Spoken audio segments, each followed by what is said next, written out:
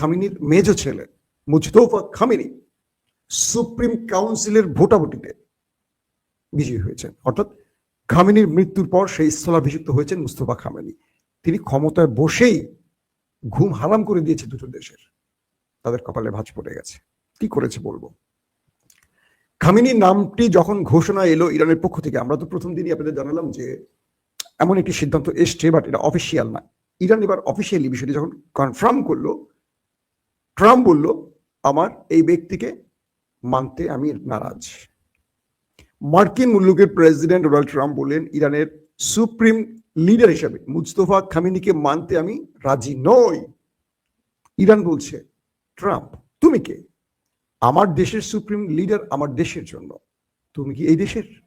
বা তুমি কে বলে দেয়ার ইরানে কে হবে সুপ্রিম লিডার? তোমার ইচ্ছে ইরান চলবে? তুমি নিজেকে পরাশক্তিশালী রাষ্ট্রের প্রেসিডেন্ট মনে করো, বাট তোমাকে তারাই মানে যারা দুর্বল। ইরান তো দুর্বল নয়। ইরান তো তোমার ইচ্ছেতে সরকার পতন ঘটাবে না, তোমার ইচ্ছায় তোমার পছন্দের ব্যক্তিকে সরকার বানাবে না। একদম স্ট্রেট ইরান বললো ট্রাম্পকে।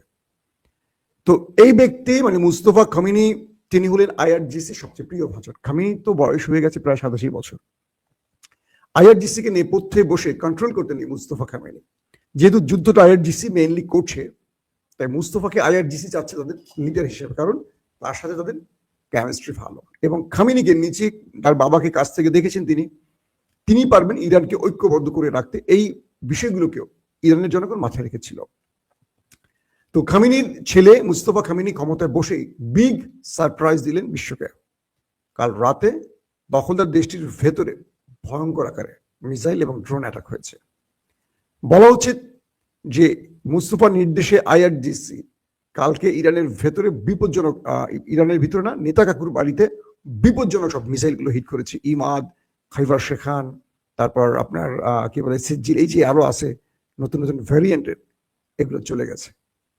এবং আরো বেশ কিছু ধরনের মিসাইল, ইরানের ক্লাস্টার মিসাইলও ছুটে গেছে দখলদার দেশটির ভেতরে। বলা হচ্ছে দেশটির ভেতরে শেল্টার যে জোনগুলো তৈরি করা হয়েছে মানুষের জন্য, এই মিসাইলগুলো শেল্টারে ঢুকে হিট করেছে। অর্থাৎ নেতা কাকুর দেশে যে শেল্টার তার দেশের জনগণকে রক্ষায় তৈরি করা হয়েছে, সেই শেল্টার গুলোতে গিয়ে হিট করেছে এই মিসাইলগুলো। প্রচুর শেল্টার ধ্বংস হয়ে গেছে, প্রচুর মানুষ ওপারে চলে গেছে। এবং বলা হচ্ছে যে সাইরেন পর্যন্ত ঠিক মতো বাজেনি কালকে নেতা কাকুর বাড়িতে। জনগণ বুঝতেই পারেনি হামলা হচ্ছে। সাইরেন সিস্টেমও অচল করে ফেলেছে এই হামলা। অর্থাৎ তারা যে আশায় এসছিল মিস্টার নেতাজ সাহেব, তার পুরো আশা ধ্বংস হয়ে গেছে। তিনি এখন ইরানে হামলা করছেন একদিকে, আরেকদিকে তার হামলা সহ্য করতে হচ্ছে। ইরান এবং তার মধ্যে একটা পার্থক্য আছে। ইরান আয়তনে কত বড়, ইরানের লোক সংখ্যা কত বেশি। ওরা পুরো পৃথিবীতে ছোট্ট একটা দেশ পেয়েছে, অল্প কিছু লোক। ইরান যদি চিন্তা করে যে পুরোটাই শেষ করে দেয়, পারবে? 15-20 দিনের মামলা। সিরিজ বড় বড় মিসাইলগুলো মারলেও দেশের কতটুকু ভাই? পাকিস্তানের যে পারমাণবিক আছে, পাকিস্তান যদি একটা পারমাণবিক মারে পুরো দেশটাই তো নাই হয়ে যাবে। সেই দেশটার সারা পৃথিবীর মুসলমানরা ভয় পায়, একটা মাত্র দেশ ভয় পায় না, তার নাম হলো ইরান। যদি আমরা বলি শুধু একটা দেশ না, ফিলিস্তিনের হামাসও তাদের ভয় পায় না, হিজবুল্লাহ তাদের ভয় পায় না। আমরা প্রমাণ দেখলাম তো, হিজবুল্লাহ তো সিরিজ মাইট দিচ্ছে, মাইট খাচ্ছে, কিন্তু মাইট দিয়ে যাচ্ছে।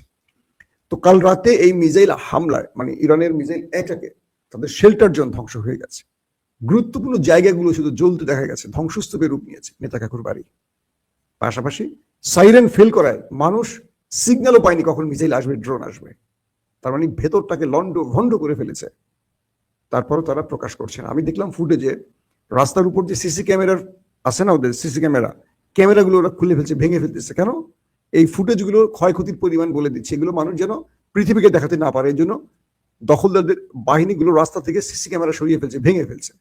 তারা ইরানের মাঠটা পৃথিবীকে দেখাতে চায় না। বুঝতে পারছেন কি অবস্থা? কারণ তারা নিজেরা মাইটটা শুরু করছে, এখন নিজেরা মাইটটা খাচ্ছে বেদম আকারে, মনের মতো খাচ্ছে। নিউ ইয়র্ক টাইমস তার প্রতিবেদনে বলছে যে ইরানে মার্কিন যে অ্যাটাকটি হচ্ছে, এটা মার্কিন মানে পেন্টাগন তারা ব্যর্থ হয়েছে। অর্থাৎ ইরানকে যেই জবাব দিতে চেয়েছিল আমেরিকা, সেই জবাবটা উল্টো আমেরিকা নিজে পেয়েছে। নিউ ইয়র্ক টাইমস বলছে যে আমেরিকা যেই প্রতিশ্রুতি নিয়ে ইরানে হামলা করেছে, আমেরিকা সেই প্রতিশ্রুতি থেকে সরে গেছে।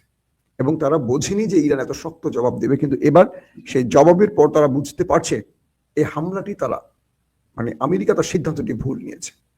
নিউ ইয়র্ক টাইমস আরো বলছে যে আমেরিকার পেন্টাগন বা সামরিক বা জেনারেলরা বারবারই নিষেধ করেছিল ট্রাম্পকে যে এই যুদ্ধে জড়াবেন না, এখানে 10 থেকে 12% জয়ের সম্ভাবনা আছে মাত্র, এবং এখানে আমেরিকাকে অনেক বড় মাসুল দিতে হবে, সেটি এখন আমেরিকা বুঝতে পারছে। ট্রাম্প তার গোয়ার্তুমি করে আমেরিকাকে খাদের কিনারায় ফেলে দিয়েছে, এটি তারা স্পষ্ট করছে।